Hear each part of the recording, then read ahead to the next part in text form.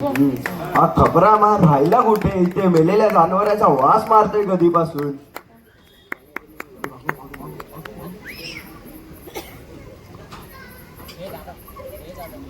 काय र कुठे राहिलेला एवढा वेळ? इथे मेलेल्या जनावरांचा वास येतोय.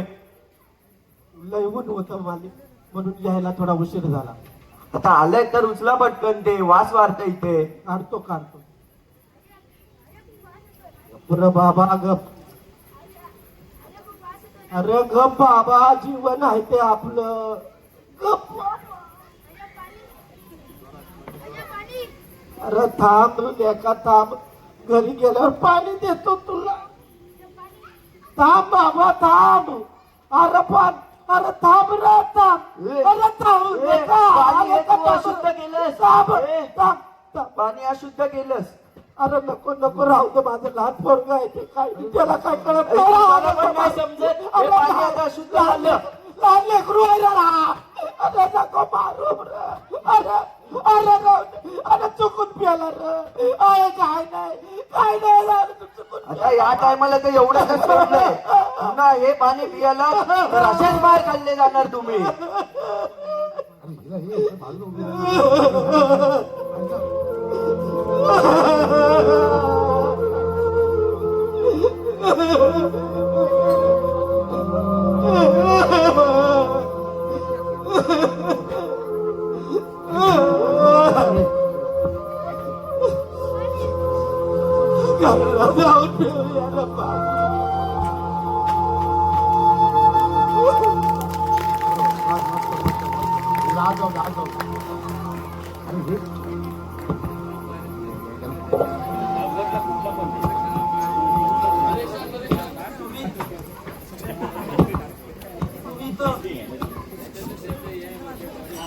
ब्राह्मण, क्षत्रिय, वैश्य आणि शूद्र ही मनुने बनवलेली सामाजिक व्यवस्था.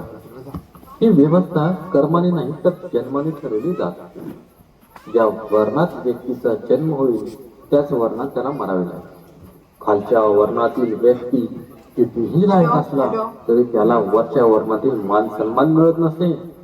वरच्या वर्णातील व्यक्ती कितीही नालायक असला तरी त्याच्या मान सन्मानात कोणताही फरक पडत नसे. ही अशी हजारो वर्षांची सामाजिक व्यवस्था एका युगनायकाने बदलली.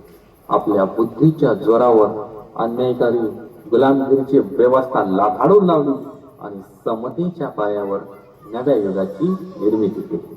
हा संघर्ष सोपा नव्हता. दिवस रात्र झटून स्वतःच्या लेकरांचं बलिदान देऊन कोट्यावधी जनतेच्या जीवनाचं सोनं करणाऱ्या महामानवाची ही आहे युगगाथा. महामानवाची युगगाथा.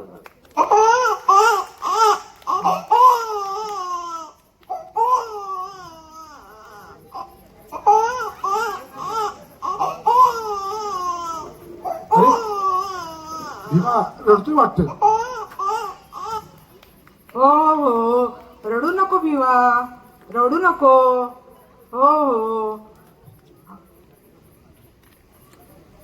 रडू नको.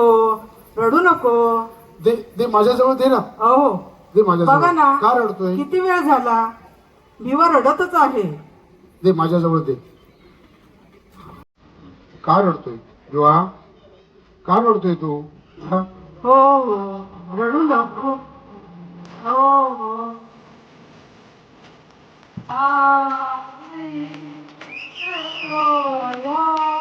नको म्हटलं.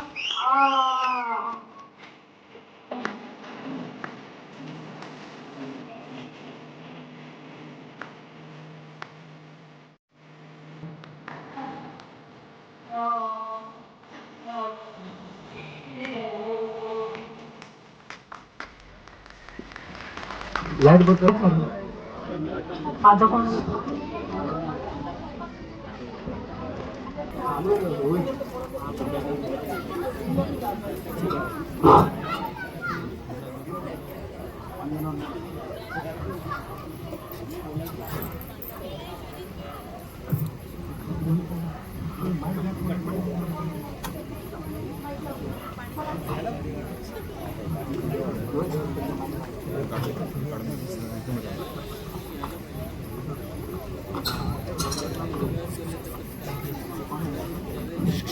माझे केस कापून द्या.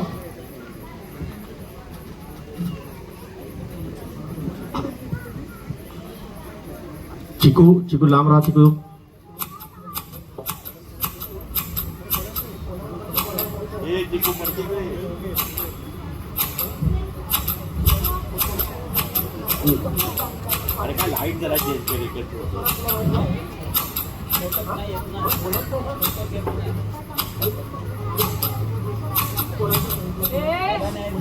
तुम्ही इथे कसे राहिला तुमच्या स्पर्शाने आम्ही आपण जाऊ तर निघा इथून. अहो काका, माझ्या भावाची केस कापून देता का? तुमची मदत काही झाली इथे यायची चालली येत ना. अहो काका, छोटासा लेकरूच आहे हो, केस कापून द्या ना. एक वेळेस जनावरांची केस कापे पण तुमच्या सारख्या हिंद जातीच्या लोकांना जवळ पण उभा करणार नाही. निघता की नाही चांगला मोड तुमचा. रडू नको भीमा, रडू नको. आपण आपल्या घरी आपल्या घरून केस कापून घेऊ.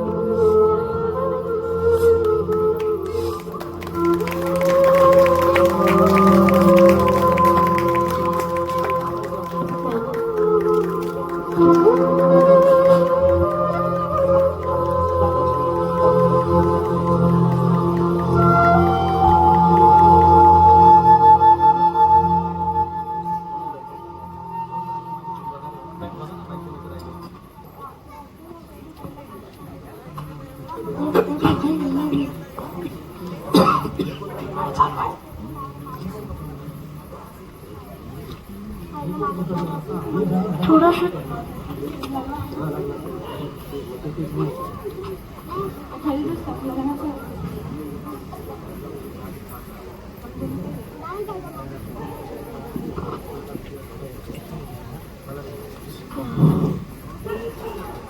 अरे भीमा, झालं का तुझं जेवण?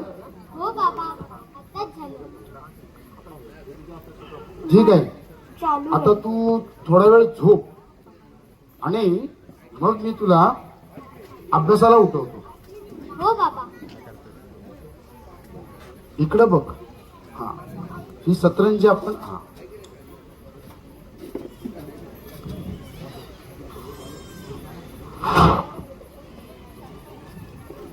बस बस, पुढे पुढे इथे झोप झोप.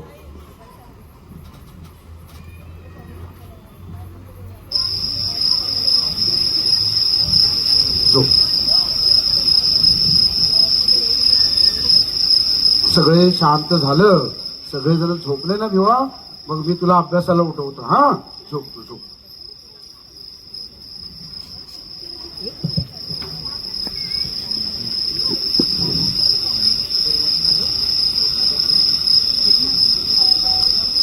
सगळी शांतता झालेली आहे. आता भीमाला मला अभ्यासासाठी उठवावं लागेल.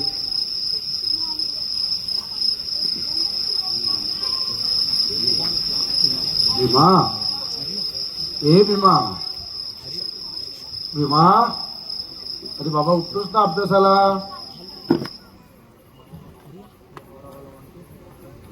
बाबा, अजून रात्रच तर आहे. सगळेजण झोपले आहे. मी पण थोडा वेळ झोपतो ना बाबा. हो रे बाबा, मला माहित आहे सगळेजण झोपले आहेत. अरे म्हणून तर तुला जागे राहायचंय बाबा. तुला कष्ट घ्यावे लागतील. तुला शिकायचं म्हटलं तर फार श्रम करावे लागतील. चल, तू अभ्यासाला बस, मी बसतो इथे.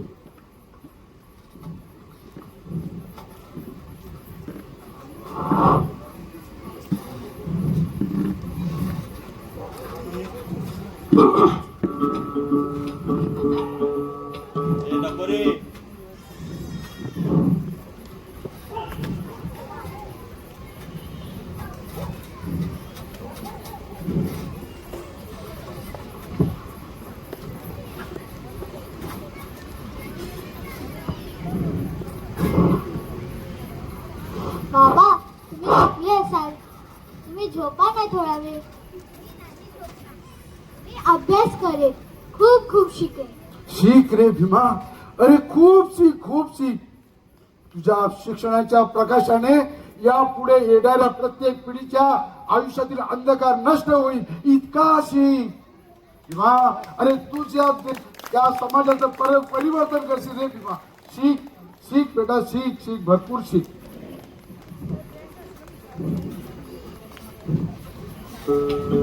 कबीर कहे ये जग अंधा, कबीर कहे ये जग अंधा.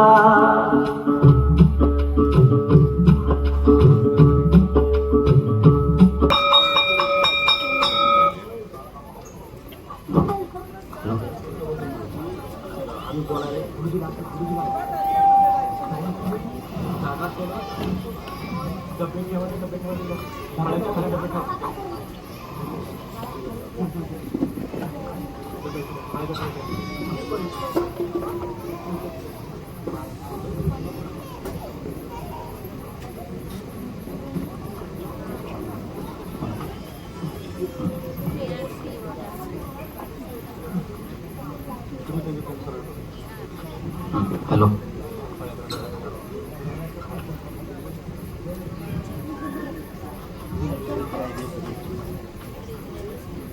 आले का रे सगळे स्कूल मध्ये? नमस्ते गुरुजी. नमस्ते नमस्ते नमस्ते. बसा खाली बसा. रे गाढवांनो, इकडे पड्याकडे बघा. इकडे सरळ व सरळ. शांत बसा, गोंधळ नाही घालायचे आपल्याला. हे तू तुझे दात बाहेर दाखवू नको, आतमध्ये टाक. मुलांनो, आज आपण गणित हा विषय शिकणार आहोत. कोणता विषय? गणित. गणित. मी काही गणित पड्यावर तुम्हाला सोडवून दाखवणार आहे. त्याची तुम्हाला व्यवस्थित उत्तर द्यायची आहे. ठीक आहे? इकडे लक्ष द्या नीट पड्याकडे.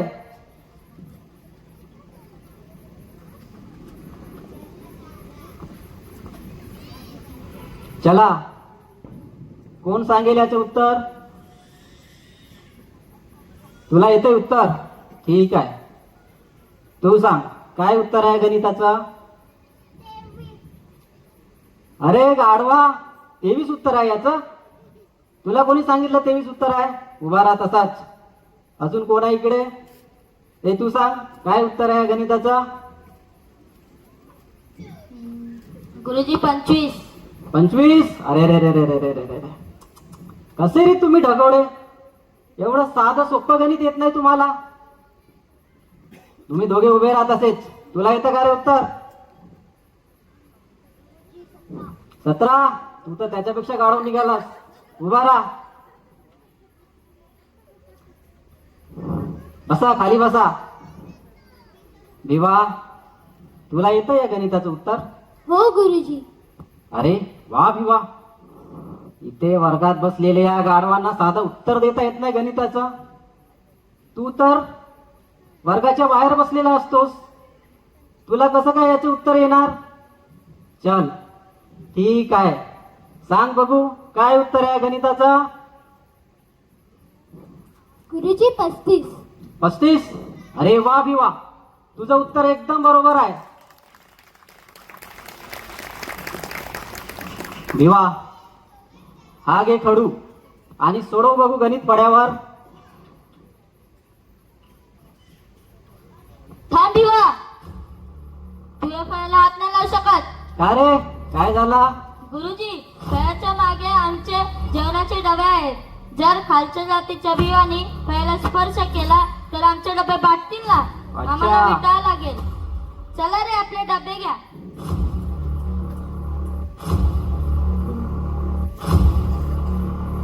ए दात नको दाखव, शांत बस.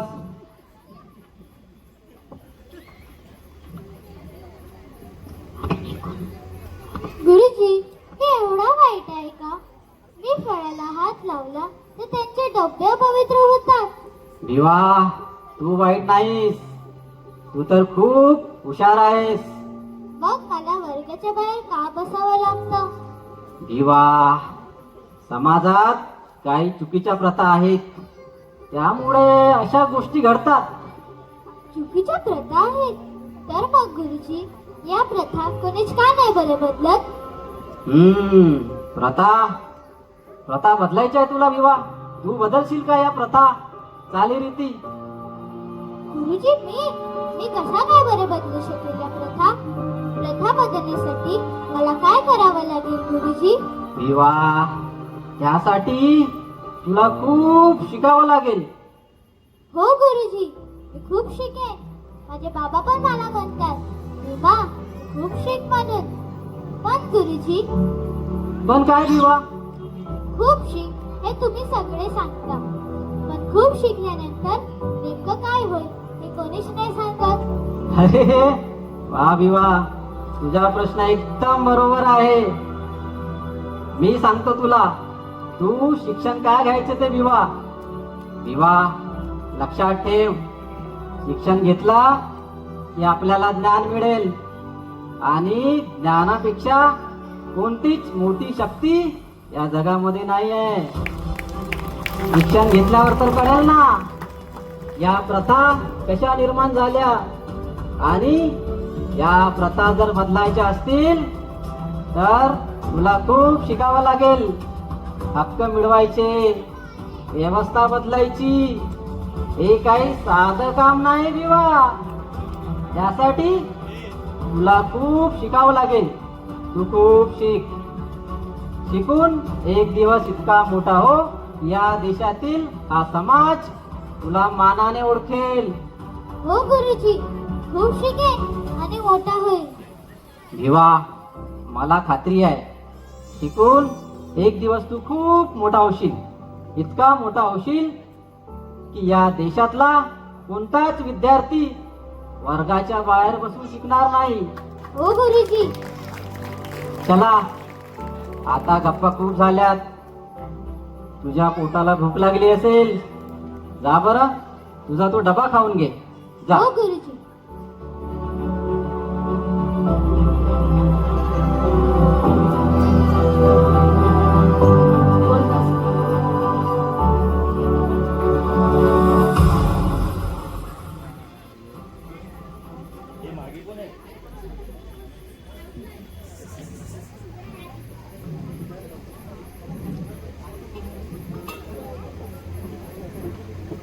पाणी पाणी पाणी. थांबिवा, तुला मागच्याला हात नाही लावू शकत. पाणी पाणी पाणी.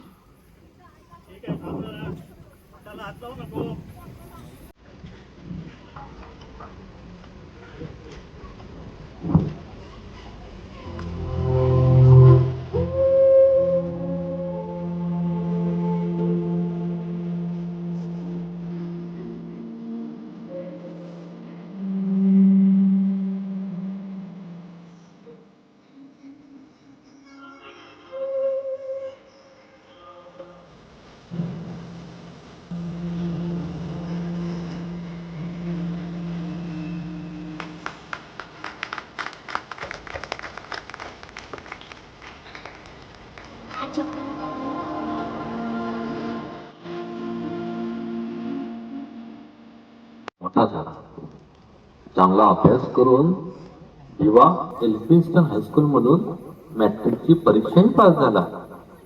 दिवा आता आयुष्यातील एका महत्वाच्या टप्प्यावर होता. सुभेदार रामजींनी दिवाचं लग्न लावून देण्याचा निर्णय घेतला. मुंबईच्या भायखळामधील हबीब मच्छी बाजार येथे दोन जीवांचं आयुष्य एकत्र येणार. एकीकडे 17 वर्षांचा भीमराव तर दुसरीकडे 9 वर्षांची राणी. ही केवळ लग्नाची गाठ नव्हती, ही होती संघर्षाच्या प्रवासाची सुरुवात.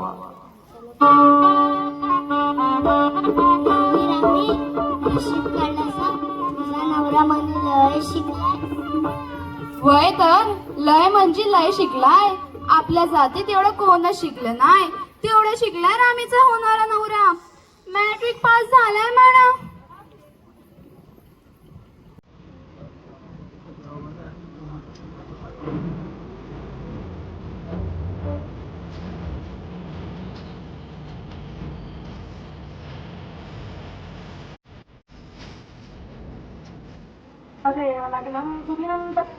ताराबलं चंद्रबलं तदेव विद्याबलं दैवबलं तदेव लक्ष्मीपते ते गिरियुगं स्मरामि मंगल सावधान.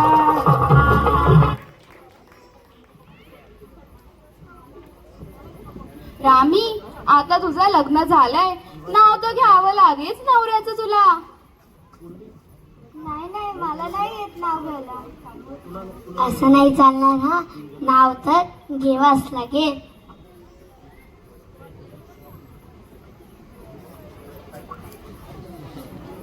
ठीक आहे, घेते नाव. पौर्णिमेचा चंद्र, चांदण्याची ताटली, भीमला आहेत प्रकाश, मी त्यांची सावली.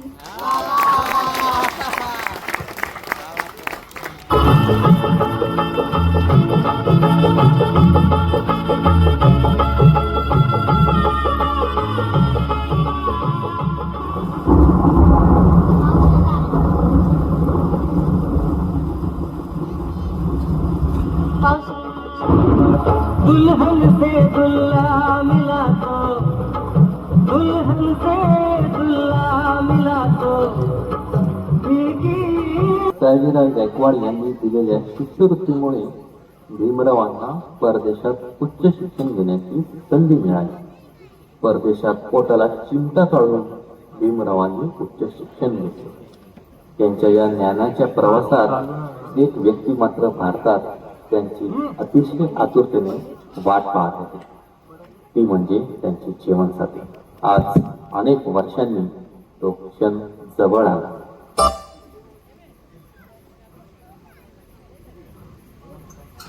रमा, रमा, हे बघ दिवाचं पत्र आलाय. काय लिहिलंय भाऊजी यात? अगं भीमा भारतात परत येतोय. हे बघ. खरंच? हो.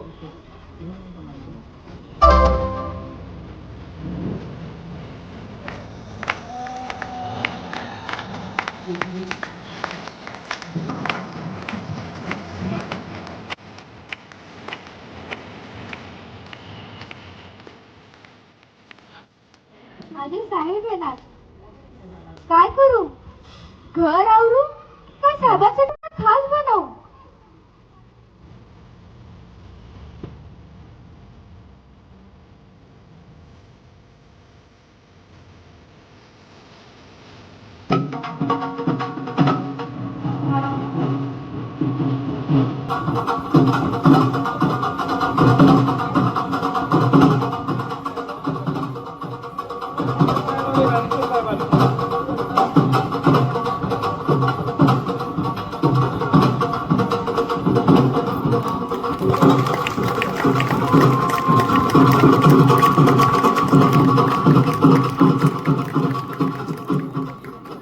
दिवा, आलास का?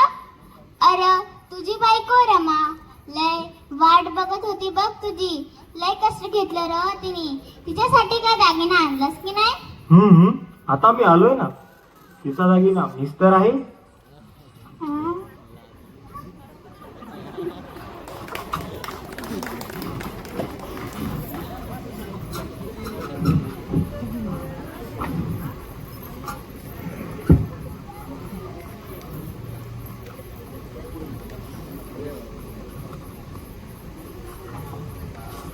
साहेब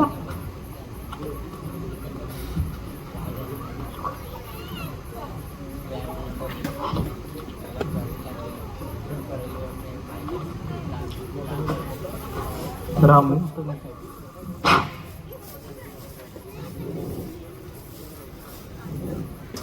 साहेब साहेब, आता तुम्ही नाही ना जाणार आम्हाला सोडून?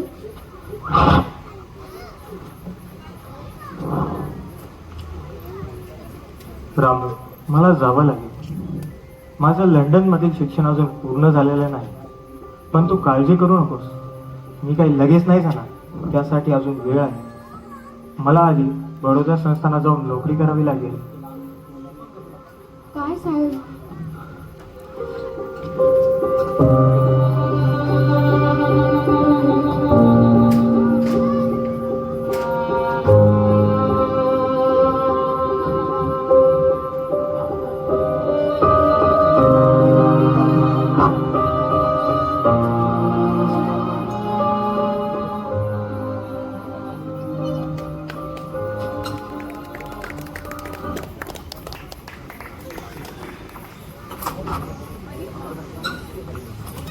उच्च शिक्षण घेऊन भीमराव आंबेडकर बडोदा संस्थानात नोकरी करण्यासाठी रुजू झाले. जोशी, अकाउंटची फाईल द्या.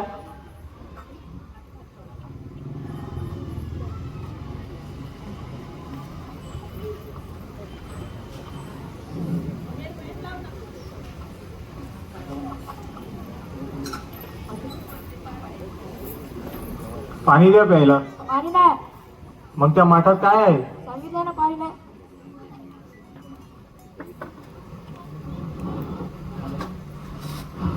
थांबा आंबेडकर, हे पाणी तुमच्यासाठी नाही.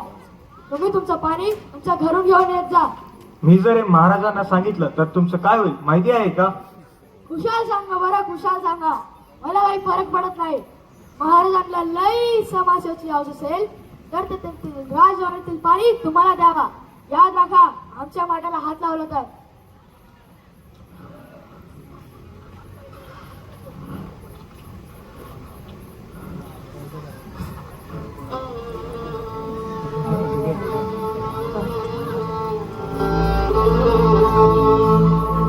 मी एवढं उच्च शिक्षण घेतलेलं आहे. हा साधा क्लर्क आहे. माझी पात्रता याच्यापेक्षा कितीतरी जास्ती आहे, तरीही मला काहीच किंमत नाही. साधं पाणीही प्यायला मिळत नाही. कसलीही समाज व्यवस्था, माणसाचं माणूस पण नाकारणारा कसला हा धर्म.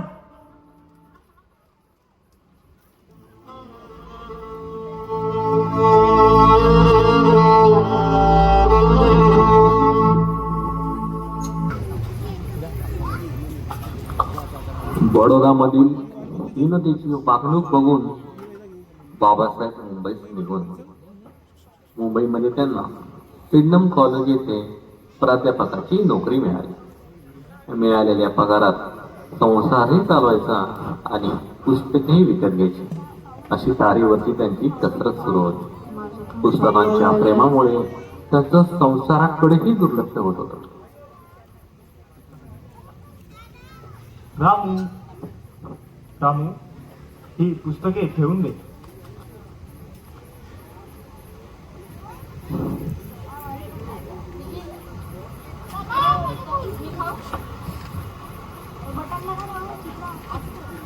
काय साहेब, एवढं घेऊन आला. नवऱ्याने घरी येताना भाजीपाला, तेल, मीठ हे सगळं असं किराणा घेऊन यायचं असतं. हे तुम्ही काय घेऊन आला? अगं रामू, हे बघ, लॉ ऑफ इंग्लंड ही लॉ ऑफ इंग्लंडवरची पुस्तक आहे. ब्रिटनमध्ये कायदे कसे आहेत, न्याय कसा दिला जातो याची माहिती आहे. 500 रुपये देऊन मी ही पुस्तके आणली आहेत. काय, 500 रुपये? साहेब, 500 रुपयात आपलं वर्षभराचा किराणा आला असता. हो हो रामू, पण या पुस्तकात देशाचे कायदे आहेत. बरोबर, ते जे असेल ते राहू द्या.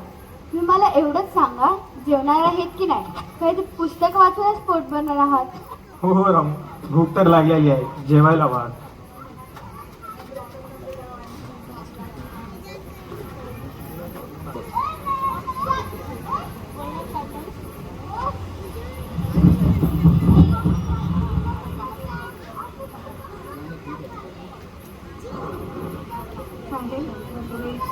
लईच महत्वाचा कायदा लिहिलाय का या पुस्तकात? लईच महत्वाचं दिसतंय पुस्तक. खूप महत्वाचं आहे. साहेब, या पुस्तकात नवरा बायको बद्दल काय नाही लिहिलंय? म्हणजे नवऱ्याने बायकोकडे लक्ष द्यावं, संसाराकडे लक्ष द्यावं, लेकऱ्या बाळांकडे लक्ष द्यावं, असं काय नाही लिहिलंय का त्या पुस्तकात?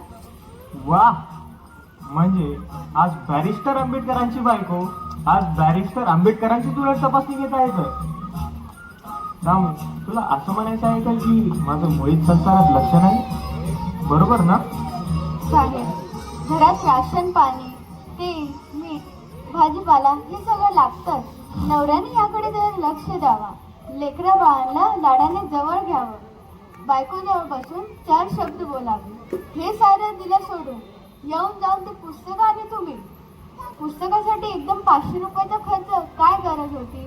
थोड्या दिवसांनी आपल्या घरात बाळ येणार आहे, याची तरी जाणीव ठेवायची. रामू, तू नको काही काळजी करू. इथून पुढे मी घरात लक्ष देईन. तू सांगशील ते आणून देईन. ठीक आहे.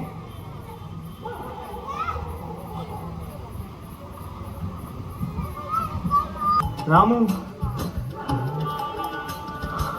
अहो वहिनी, रामू कुठे आहे? दिसत नाही. भाऊजी हे काय?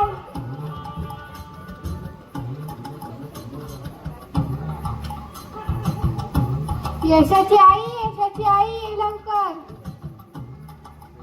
काय झालं मंग्याची आई? हे बघ भाऊजीनी काय आणलंय. अरे, तुम्ही दोघी का हसताय? हा तर फक्त साधा भाजीपाला आणलेला आहे. साहेब एवढं घेऊन आलात?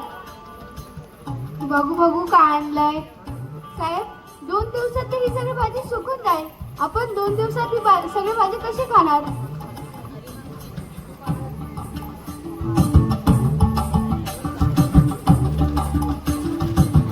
दहा जुड्या कोथिंबीर, 8 जुड्या मेथी आणि 5 किलो वांगी आणि भोपळा तर असं जाणू की लग्नाच्या जेवणासाठी आणलाय. भाऊजी तुम्ही बाजारात भाजी विकत आणायला गेला होता, पूर्ण बाजारात घेऊन आलाय. काय रामू, एवढं सगळं आणून सुद्धा तू मलाच ओरडतेस? साहेब तुम्ही घरात लक्ष नाही दिलं तरी चालेल. तुम्ही तुमची ती पुस्तकं वाचा, देशाच्या कायद्याबद्दल बघा. आम्ही बघतो घराच्या कायद्याबद्दल. ठीक आहे, बघ मग तू तुझ्या घरातल्या कायद्यांबद्दल. त्याची आई आता चाळीला जेवण घालायला लागणार आहे. आपले साहेब पण ना.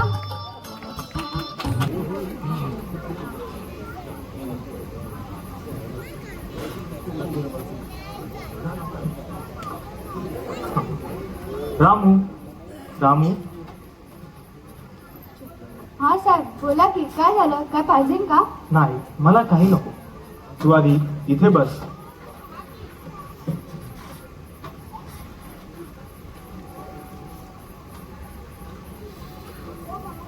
आजपासून तू लिहायला आणि वाचायला शिकायचं. हे बघ, याला म्हणायचं अ, याला आ. अगं हसतेस का रामू?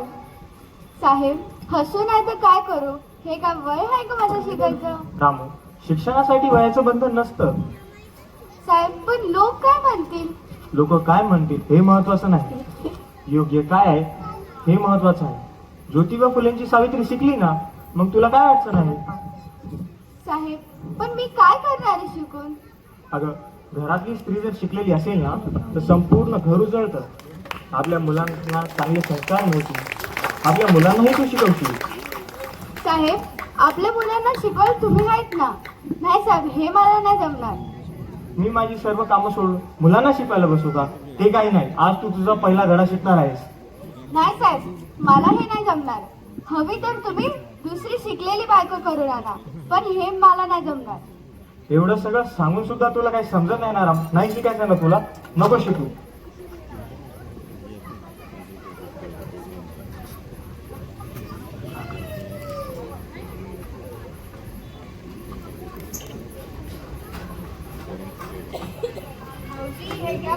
नकोय मला पाणी वगैरे.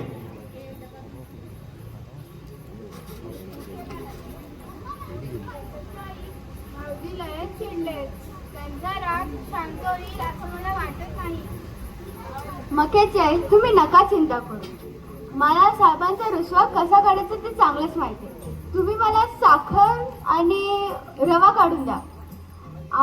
त्यांच्या आवडीचा शिरा बनवला तर त्यांचा राग कसा पडून जातो हे मला चांगलंच माहिती आहे.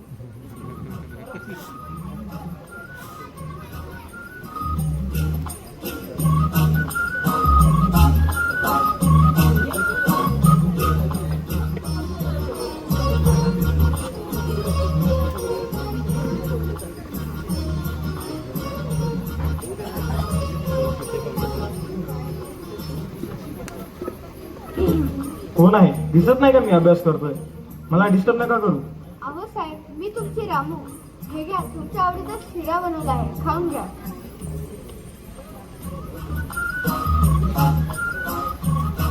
नवऱ्याचा राग कसा घालवायचा हे मात्र तुला छान जमता.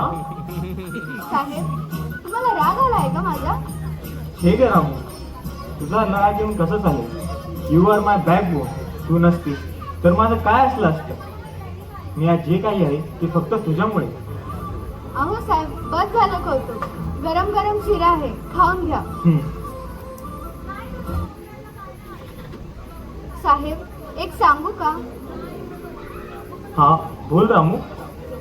साहेब, तुमची इच्छा होती ना की मी शिकावं? ठीक आहे, मी शिकेन. ज्योतिबा फुले यांची सावित्री जशी शिकली होती तशी. वा रामू वा. आज मला खूप आनंद झाला. लक्षात ठेव, शिक्षण माणसाला माणूस बनवतं. स्त्री पुरुष हे समान आहे. देशाची प्रगती तेव्हाच होते जेव्हा स्त्री पुढे जाते. बरोबर बोलात साहेब. तुम्ही जी देशाची प्रगती म्हणताय ते ठीक आहे, पण मी पण आज एक गोष्ट सांगते.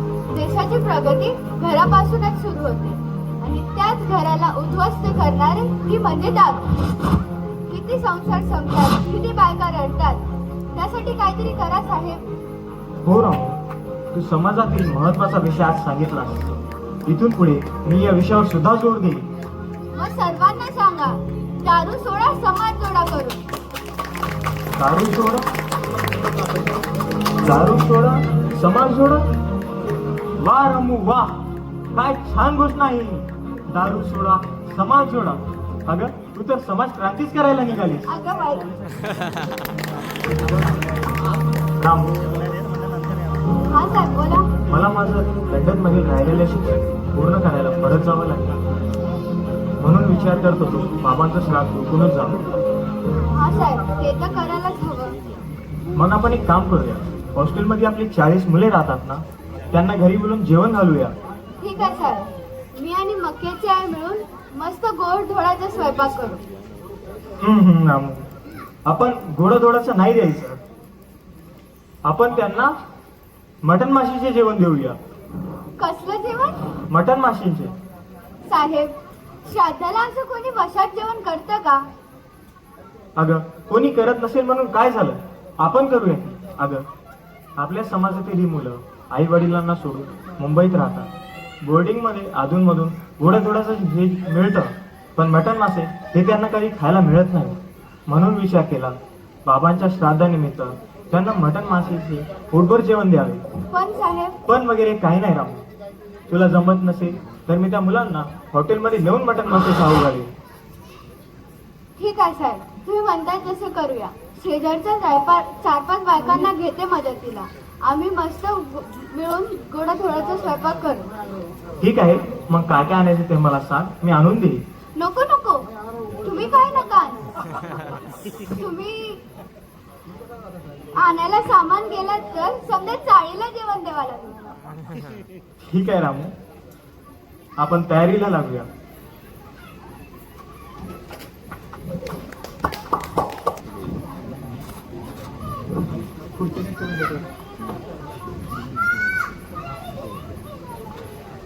शिवतरकर आवरा लवकर, बाबासाहेबांच्या येण्याचा वेळ झाला आहे.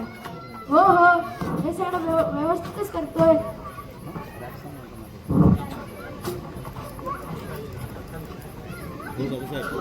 जोहार साहेब. नमस्कार नमस्कार. बोला, कोण तुम्ही? काय काम काढलंय? काय नाही, आमच्यासाठी लढणाऱ्या देव माणसाला म्हणजेच बाबासाहेबाला बघाय लय लांबून आलोय बघा. असं होय, बाबासाहेबांच्या येण्याचा वेळ झाला आहे. ते येतीलच लवकर. काय चित्र आहे शिवतरकर? अहो, काय चाललंय? काय नाही बाबासाहेब, काय नाही बाबासाहेब. हा माणूस तुम्हाला भेटायला खूप लांबून आलाय. असं आहे का? अहो, हे काय करताय? हेच तर आपल्याला संपवायचं आहे. ही व्यक्तिपूजा, मूर्तीपूजा आता थांबायला हवी. या असल्या प्रकरणामुळेच आपण इतकी वर्ष गुलामगिरीत घालवली. माणसाला माणूस म्हणून आपण कधी स्वीकार करणार? या, बसा इथे.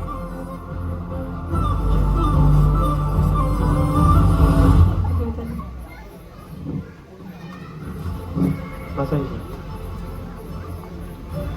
बाबासाहेब, आम्ही यांना किती वेळेपासून यावर खुर्चीवर बसायला बोलत होतो, म्हणजे ऐकायलाच तयार नव्हते. असं आहे का? तुम्ही ऐकलं का नाही यांचं?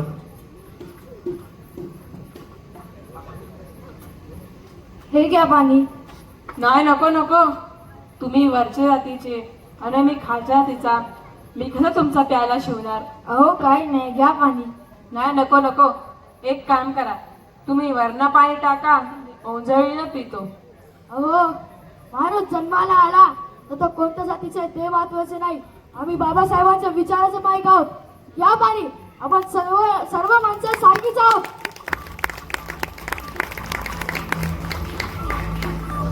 बाबासाहेब, हा बोला. बाबासाहेब, तुमच्यामुळे आमच्या जीवनाचं सोनं होत आहे बघा. नाहीतर आमची जिंदगी कुत्र्या माणसापेक्षा पण खालची. असा महान समय मला कुणीच दिलं नसतं. बाबासाहेब, तुम्हीच आमचे देव आहात. बाबासाहेब, तुम्हीच आमचे- अहो अहो, हे काय करता? या बसा इथे. मी पण तुमच्यासारखाच एक साधारण माणूस आहे. बस.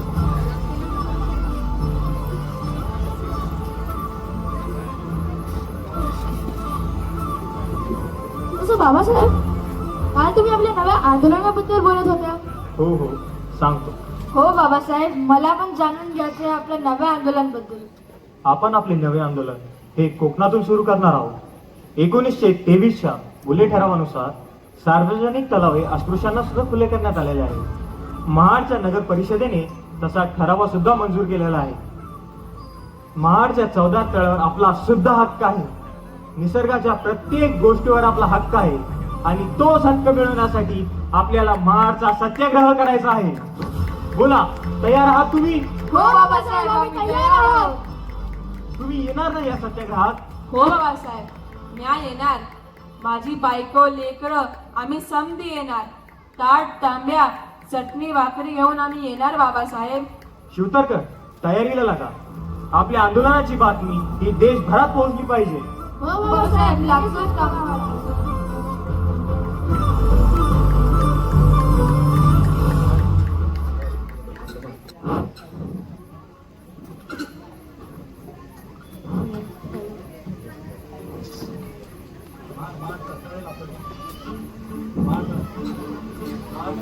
आंबेडकर, हे तुम्ही चुकीचं करताय. हे पाणी आमच्या मालकीचे आहे, तुमच्यासारख्या जातीच्या लोकांचे नाही. काय? तुमच्या मालकीचे पाणी? चला, मी हे मान्य करतो की हे पाणी तुमच्या मालकीचे आहे. मला या पाण्यावर तुमचं नाव लिहून दाखवा.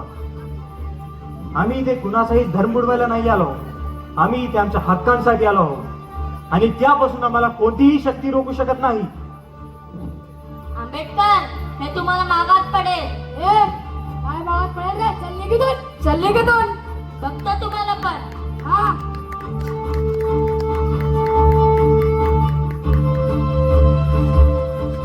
बंधू आणि भगिनींनो, आज आपण इथे केवळ पाणी पिण्यासाठी नाही जमलो आहोत. आपण आपल्या जन्मसिद्ध हक्कांसाठी जमलो आहोत. या 14 तळ्याचे पाणी पिल्याने तुम्ही आम्ही अमर होऊ अशातला भाग नाही. आजपर्यंत आपण या 14 तळ्याचे पाणी प्यायलो नव्हतो, तरीही तुम्ही आम्ही काही मेलो नाही. पाणी ही निसर्गाची देणगी आहे. ही कोणत्याही एका जाती किंवा धर्मासाठी मर्यादित असूच शकत नाही. हे 14 तळे कोणत्याही एका गटाचे नाही तर संपूर्ण समाजाचे आहे. मग आम्ही इथले पाणी का पिऊ नये? केवळ जन्मामुळे ही मूलभूत सुविधा आम्हाला नाकारली जाते? हे कुठल्या न्यायाने योग्य आहे?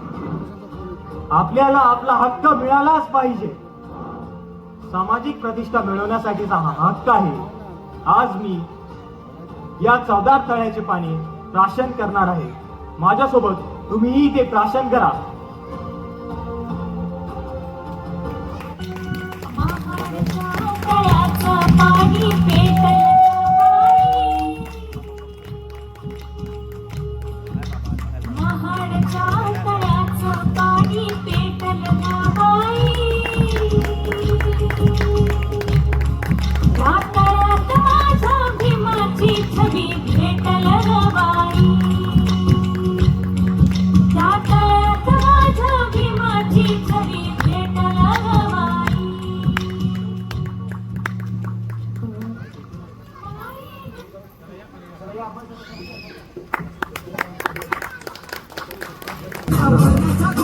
त्यांच्याकडे